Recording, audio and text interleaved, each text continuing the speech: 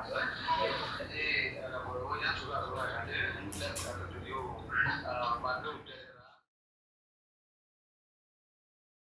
Syederalun Ulama Aceh yang juga merupakan bakal calon wakil gubernur Aceh, Tengku Haji Muhammad Yusuf Abdul Wahab atau lebih dikenal dengan Tusop dikabarkan meninggal dunia di Jakarta pada Sabtu 7 September 2024.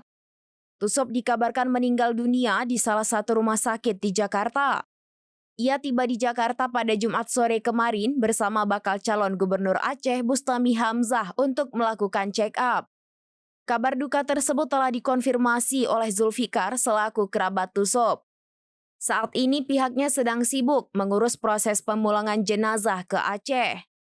Sebelumnya pemimpin Dayah Babu Salam Al-Aziziyah Jenib ini memang sempat menjalani perawatan di Rumah Sakit Umum Dr. Zainal Abidin Banda Aceh karena faktor kelelahan.